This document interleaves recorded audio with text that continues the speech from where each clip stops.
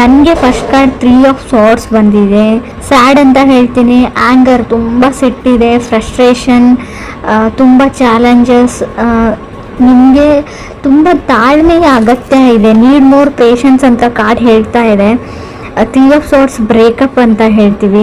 So ಯಾವ ಥರ breakup ಅಂದರೆ, ನಾನು ಸ್ಪೆಷಲಿ 5 ಆಫ್ ಸಾರ್ಟ್ಸ್ ಅಥವಾ 7 ಆಫ್ ಸಾರ್ಟ್ಸ್ ಬಂದಿದ್ದರೆ ನಿಮಗೆ ವಿಷಯ ಗೊತ್ತಾಗಿರುತ್ತೆ ಅವ್ರು ಮೋಸ್ಕರ ಅಂತ ಬ್ರೇಕಪ್ ಮಾಡ್ಕೊಂಡಿದ್ದೀರಾ ಅಂತ ಹೇಳ್ಬೋದು. 3 ಆಫ್ ಸಾರ್ಟ್ಸ್ ಇಲ್ಲದೆ ಇರೋ ವಿಷಯಕ್ಕೆ ಅಥವಾ ಥರ್ಡ್ ಪರ್ಸನ್, ಯಾರೋ ಮೂರನೇ ವ್ಯಕ್ತಿ ನಿಮ್ಮಿಬ್ಬರ ಮಧ್ಯೆ ತಂದಿಡ್ತಾ ಇದ್ದಾರೆ. ಆಲ್ರೆಡಿ ಮ್ಯಾರಿಡ್ ಆಗಿದ್ರೆ ಫ್ಯಾಮಿಲಿ ಮೆಂಬರ್ಸ್, ರಿಲೇಟಿವ್ಸ್, ಅಥವಾ ನಿಮ್ಮ ಮನೆಯಲ್ಲೋ ಅಥವಾ ಅವ್ರ ಮನೆಯಲ್ಲೋ ನೀವಿಬ್ಬರು ಚೆನ್ನಾಗಿರೋದನ್ನ ಅವ್ರಿಗೆ ನೋಡೋಕ್ಕಾಗಲ್ಲ ಅಂತ ಕಾರ್ಡ್ ಕ್ಲಿಯರ್ ಆಗಿ ಹೇಳ್ತಾ ಇದೆ ಅವ್ರಿಗೆ. ನಿಮಗೆ ಬೇರೆಯವ್ರ ಮಾತನ್ನ ಕೇಳೋದನ್ನು ಬಿಟ್ಬಿಡಿ. ನಿಮಗೆ ಆ ವ್ಯಕ್ತಿನ ಕಂಡ್ರೆ ಇಷ್ಟ ಇದೆಯೋ ಇಲ್ವೋ ಅದ್ರ ಬಗ್ಗೆ ಅಷ್ಟೇ ಯೋಚನೆ ಮಾಡಿ ಅಂತ ನಾನು ಹೇಳ್ತೀನಿ. Second card 7 of cups. So ನಿಮಗೆ ಅರ್ಥ ಆಗ್ತಾ ಇಲ್ಲ ಆ ವ್ಯಕ್ತಿ ಎಷ್ಟು ಸುಳ್ಳು ಹೇಳ್ತಾರೆ, ಒಬ್ಬ ವ್ಯಕ್ತಿ ಎಷ್ಟು ಸುಳ್ಳು ಹೇಳೋಕ್ಕೆ ಸಾಧ್ಯ ಅಂತ. ತುಂಬ ಎಕ್ಸ್ಕ್ಯೂಸಸ್ ಮಾಡ್ತಾರೆ, ತುಂಬ ಸುಳ್ಳು ಹೇಳ್ತಾರೆ, ಮತ್ತು ಅದನ್ನು ಮುಚ್ಚಾಕೋಕ್ಕೆ ಪ್ರಯತ್ನನೂ ಪಡ್ತಾರೆ.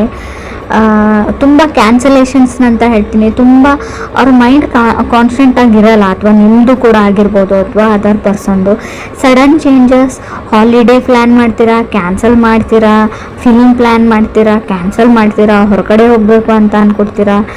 Keep changing. ಅವ್ರ ಮೈಂಡೇ ಕಾನ್ಸ್ಟೆಂಟ್ ಆಗಿಲ್ಲ ಅಂತ ಹೇಳುತ್ತೆ, ಅಥವಾ ನಿಮ್ಮ ಮೈಂಡ್ ಕಾನ್ಸ್ಟೆಂಟ್ ಆಗಿಲ್ಲೋ ಗೊತ್ತಿಲ್ಲ. ತುಂಬ ಫ್ರಸ್ಟ್ರೇಷನ್, ತುಂಬ ಏನು ಹೇಳ್ತೀರಿ, ನನ್ನನ್ನು ಕಂಡ್ರೆ ನನಗೆ ಆಗಲ್ಲ ಅನ್ನೋ ರೇಂಜಲ್ಲಿ ಫ್ರಸ್ಟ್ರೇಷನ್ ಇದೆ ನಿಮಗೆ. ಥರ್ಡ್ ಕಾರ್ಡ್ ನನಗೆ 5 ಆಫ್ ವಾಂಡ್ಸ್ ಬಂದಿದೆ. ಅವಾಯ್ಡೆನ್ಸ್ ಅಂತ ಹೇಳ್ತೀನಿ. ನೀವು ಅವ್ರನ್ನ ಅವಾಯ್ಡ್ ಮಾಡ್ತಾ ಇದ್ದೀರೋ ಅಥವಾ ಅದರ್ ಪರ್ಸನ್ ನಿಮ್ಮನ್ನ ಅವಾಯ್ಡ್ ಮಾಡ್ತಾ ಇದ್ದಾರೋ, ಈ ವಿಷಯದ ಬಗ್ಗೆ ನಂಗೆ ಮಾತಾಡೋದೇ ಇಲ್ಲ ಅಂತ ಡಿಸೈಡ್ ಮಾಡಿದ್ದೀರಾ.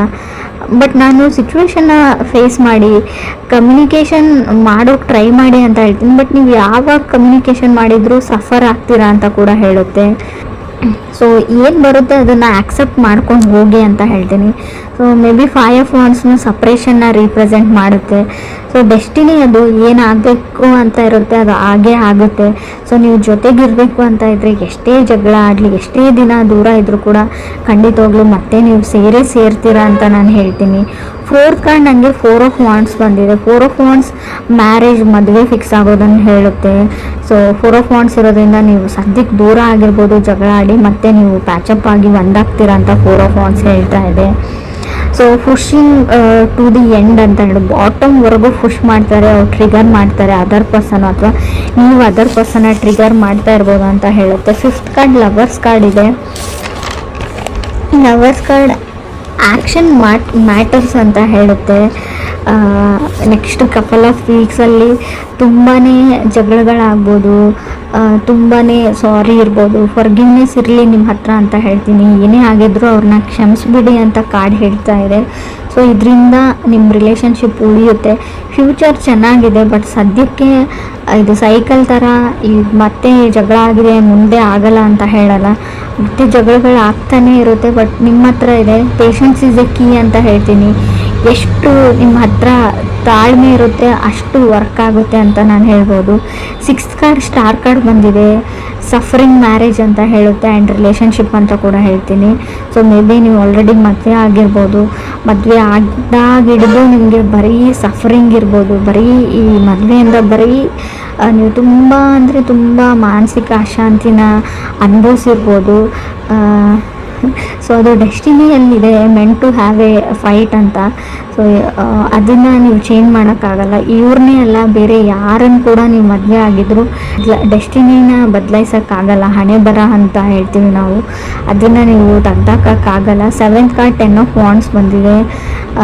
ಅನ್ಲೋಡ್ ದಿ ಬ್ಯಾಗೇಜ್ ಅಂತ ಹೇಳ್ತೀವಿ, ಲ್ಯಾಪ್ಸ್ ಆಫ್ ಜಡ್ಜ್ಮೆಂಟ್ ಅಂತ ಹೇಳ್ತೀವಿ, ಪ್ಲ್ಯಾನ್ ಅಂತ ಹೇಳ್ಬೋದು. ನೀವು ಅದರ್ ಪೀಪಲ್ನ ಸಡನ್ನಾಗಿ ಜಡ್ಜ್ ಮಾಡೋದನ್ನು ಬಿಡಿ ಅಂತ ಹೇಳ್ತಾ ಇದೆ ಕಾರ್ಡು. ಸೊ ನೀವು ತುಂಬ ಬೇಗ ಬೇರೆಯವ್ರ ಬಗ್ಗೆ ನೆಗೆಟಿವ್ ಆಗಿ ಯೋಚನೆ ಮಾಡ್ತಾ ಇರ್ಬೋದು, ನೀವು ಅಥವಾ ಅದರ್ ಪರ್ಸನ್ನು.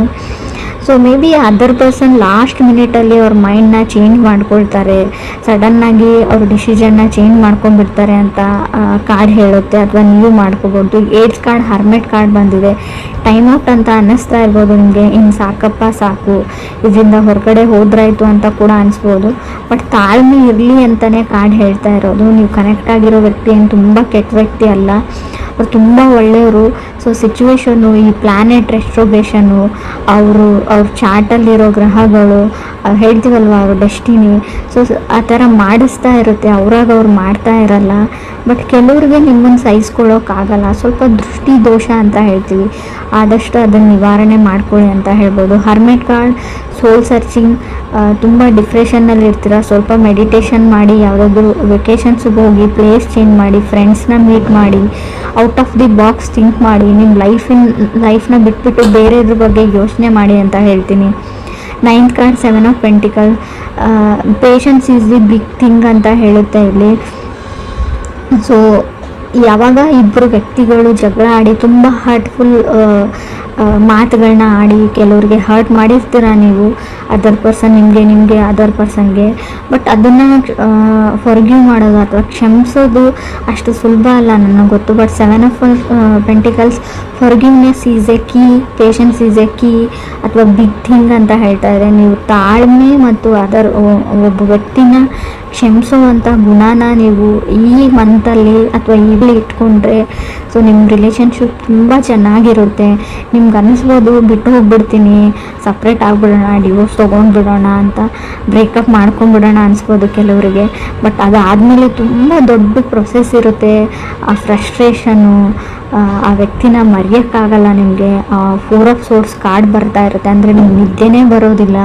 ಆ ಹಳೆ ನೆನಪುಗಳು, ಮೆಮೊರೀಸು, ಅದರಿಂದ ಹೊರಗಡೆ ಬರೋದು ಅಷ್ಟೊಂದು ಸುಲಭ ಅಲ್ಲ. ಇದನ್ನು ಅನುಭವಿಸಿದವ್ರಿಗೆ ಅಷ್ಟೇ ಗೊತ್ತಿರುತ್ತೆ. ನಿಮಗೆ ಈಸಿ ಅಂತ ಅನ್ನಿಸ್ಬೋದು, ಬರೀ ಮಾತಲ್ಲಿ ಅನಿಸುತ್ತೆ. ಅದನ್ನು ನೀವು ಟ್ರೈ ಮಾಡಿದರೆ ತುಂಬ ಸಫರ್ ಆಗ್ತೀರಾ ಅಂತಲೂ ಕಾರ್ಡಲ್ಲಿ ಹೇಳ್ತಾ ಇದೆ. 10th ಕಾರ್ಡ್ ನನಗೆ 10 ಆಫ್ ಸಾರ್ಸ್ ಬಂದಿದೆ. ನೀವು ಕ್ಷಮಿಸಿದ್ರೆ ನಿಮ್ಮ ಲೈಫು ತುಂಬಾ ಅಂದರೆ ತುಂಬ ಚೇಂಜ್ ಆಗುತ್ತೆ. ನಾನು ಯಾವ ಥರ ಹೇಳ್ಬೇಕು ಗೊತ್ತಾಗ್ತಾ ಇಲ್ಲ. ಸ್ವಲ್ಪ ಕ್ಷಮೆ ಇರಲಿ ಅಂತ ಹೇಳ್ತೀನಿ. ನನಗೆ ಗೊತ್ತು ತಪ್ಪೆಲ್ಲ ಅದರ್ ಪರ್ಸನ್ದೇ ಅಂತಲೂ ಗೊತ್ತು. ಬಟ್ ಆದರೂ ಕೂಡ ಈ ಒಂದು ಮಂತ್ ಸುಮ್ಮನಿರೋಕ್ಕೆ ಟ್ರೈ ಮಾಡಿ, ತಾಳ್ಮೆ ಇರಲಿ ಅಂತ ಹೇಳ್ತೀನಿ. 10 ಆಫ್ ಸೋರ್ಸ್ ಇರೋದ್ರಿಂದ ತುಂಬ ಜಗಳ, ಫ್ರಸ್ಟ್ರೇಷನ್ ಇಲ್ಲದೆ ಇರೋದನ್ನು ಅವ್ರ ಫ್ಯಾಮಿಲಿ ಮೆಂಬರ್ಸ್ ಹೇಳ್ಬೋದು, ನಿಮ್ಮ ಫ್ಯಾಮಿಲಿ ಮೆಂಬರ್ಸ್ ಹೇಳ್ಬೋದು. ಸೊ ನೀವು ನಂಬಿರೋ ವ್ಯಕ್ತಿನೇ ನಿಮಗೆ ಮೋಸ ಮಾಡ್ಬೋದು, ನೀವು ಮಾಡಿರದೇ ಇರೋದನ್ನು ಮಾಡಿದಿರಿ ಅಂತಲೂ ಹೇಳ್ಬೋದು ಅಂತ ಕಾರ್ಡ್ ಹೇಳುತ್ತೆ. 11th ಕಾರ್ಡ್ ಮೂನ್ ಕಾರ್ಡ್ ಬಂದಿದೆ. ಅಬ್ಸೆಸಿವ್, ಇದು ಇದೇ ಥರನೇ ಮಾಡಬೇಕಾಗಿತ್ತು, ನಾ ಹೇಳಿದ ಥರನೇ ಆಗಬೇಕು ಅನ್ನೋದಿದೆ ನೀವು ಅಥವಾ ಅದರ್ ಪರ್ಸನ್ನು. ಮೇಕಿಂಗ್ ವಾರ್ ಅಂತ ಹೇಳುತ್ತೆ, ಒಂದು ಯುದ್ಧನೇ ಆಗ್ಬೋದು. ಸಮಥಿಂಗ್ ಅಬೌಟ್ ಟು ಚೇಂಜ್ ಅಂತ ಹೇಳುತ್ತೆ ಮೂನ್ ಕಾರ್ಡ್ ಇರೋದ್ರಿಂದ. ಮೂನ್ ಕಾರ್ಡ್ ಅಂದರೆ ಸ್ವಲ್ಪ ಕಣ್ಣೀರು ಹೇಳ್ತೀನಿ, ಹಿಡನ್ ಥಿಂಗ್ಸ್, ಕೆಲವೊಂದು ವಿಷಯಗಳನ್ನ ಅವ್ರು ಸುಳ್ಳು ಹೇಳಿರ್ಬೋದು ಅವ್ರ ಫ್ಯಾಮ್ಲಿದವರು ಅಥವಾ ನಿಮ್ಮ ಫ್ಯಾಮ್ಲಿದವರು. ಇವರ್ ಇನ್ ದಿ ವೇಟಿಂಗ್ ಝೋನ್ ಅಂತ ಕೂಡ ಕಾರ್ಡ್ ಹೇಳ್ತಾ ಇದೆ. ಯಾವುದಕ್ಕೂ ವೇಟ್ ಮಾಡ್ತಾ ಇರ್ಬೋದು ಕೆಲವ್ರದ್ದು. ಸೊ ರೀಡಿಂಗ್ ಅಂದರೆ ಕೆಲವ್ರಿಗೆ ನಾನು ಸಫರಿಂಗ್ ಆಫ್ ಮ್ಯಾರೇಜ್ ಹೇಳ್ತೀನಿ. ಸ್ವಲ್ಪ ಕೇರ್ಫುಲ್ ಆಗಿರಿ. ನಿಮಗೆ ಕೆಲವೊಂದು ಆಪ್ಷನ್ಸ್ ಬರುತ್ತೆ, ರಿಲೇಟಿವ್ ಕಡೆಯಿಂದ ಆಗಿರ್ಬೋದು, ಪ್ರಪೋಸಲ್ ಬರುತ್ತೆ. ಸೊ ಅದನ್ನು ನೀವು ಚೆನ್ನಾಗಿ ವಿಚಾರಣೆ ಮಾಡಿ, ಫ್ಯಾಮ್ಲಿ ಬ್ಯಾಕ್ಗ್ರೌಂಡ್ ಅಥವಾ ಅವ್ರ ಊರು, ಅವರಿರೋ ಪ್ಲೇಸು, ಅವ್ರು ಕೆಲಸ ಮಾಡೋ ಜಾಗ, ಸೊ ಅವರು ಯಾವ ಥರ ವ್ಯಕ್ತಿ ಅಂತ. ಸೊ ತುಂಬ ಬೇಗ ಹಳ್ಳಕ್ಕೆ ಬೀಳುವಂಥ ಚಾನ್ಸಸ್ ಇದೆ. ಸೊ ಮೂನ್ ಕಾರ್ಡ್ ಇರೋದ್ರಿಂದ ನಿಮ್ಗೆ ಯಾರಾದರೂ ಇಲ್ಲದೆ ಇರೋದನ್ನು ತೋರಿಸ್ಬಿಟ್ಟು ಇದು ನಮ್ಮದೇ ಅಂತ ಹೇಳಿಬಿಟ್ಟು ಮದುವೆ ಆಗುವಂಥ ಚಾನ್ಸಸ್ ಇದೆ. ಸೊ ಬಿ ಕೇರ್ಫುಲ್ ಅಂತ ಹೇಳ್ತೀನಿ. ಹರ್ಮೆಟ್ ಕಾರ್ಡ್ ಇರೋದ್ರಿಂದ ನಾನು ಒಂಟಿ ಆಗಿದ್ದೀನಿ, ನನಗೆ ಯಾರೂ ಇಲ್ಲ, ಲೋನ್ಲಿ ಆಗಿದ್ದೀನಿ ಅಂತ ಕೂಡ ಕೆಲವೊಂದು ಸರ್ತಿ ನಿಮ್ಗೆ ಅನ್ನಿಸ್ಬೋದು. ಸೊ ಆ ಕ್ಷಣಕ್ಕೆ ಯಾವುದೇ ನಿರ್ಧಾರಗಳನ್ನ ನೀವು ತೊಗೊಳ್ಬೇಡಿ. Out of the box think ಮಾಡಿ. ಯಾರಾದರೂ ಓಲ್ಡ್ ಫ್ರೆಂಡ್ಸ್ ಜೊತೆ ಫೋನಲ್ಲಿ ಮಾತಾಡಿ, ಮನಸ್ಸಿಗೆ ಸಮಾಧಾನ ಆಗುತ್ತೆ. ಪೇರೆಂಟ್ಸ್ ಜೊತೆ ಕನೆಕ್ಟೆಡ್ ಆಗಿರಿ. ನೀವು ಒಬ್ಬರೇ ಇದ್ದೀನಿ ಅಂತ ಅಂದ್ಕೊಳ್ಬೇಡಿ. ಲೈಫಲ್ಲಿ ಯಾರೂ ಒಬ್ಬರೇ ಇರಲ್ಲ. ಎಲ್ರಿಗೂ ಅವ್ರ ಫ್ಯಾಮಿಲಿ ಮೆಂಬರ್ಸ್ ಇರ್ತಾರೆ, ಎಲ್ರಿಗೂ ಅವ್ರ ಫ್ರೆಂಡ್ಸ್ ಇರ್ತಾರೆ. ಸೊ ಈಗ ಒಂದೇ ಲೈಫ್ ಇರಲ್ಲ, ಅರ್ಥ ಮಾಡ್ಕೊಳ್ಳಿ. ಇದು ನಾನು ಯಾರಿಗೆ ಹೇಳ್ತಾ ಇದ್ದೀನಿ ಅವ್ರಿಗೆ ಮುಟ್ಟಿದ್ರೆ ಸಾಕು, ನನಗೆ ಅವ್ರು ತುಂಬ ದುಃಖದಲ್ಲಿದ್ದಾರೆ, ಸಫರ್ ಮಾಡ್ತಾ ಇದ್ದಾರೆ ಅಂತ ಗೊತ್ತು.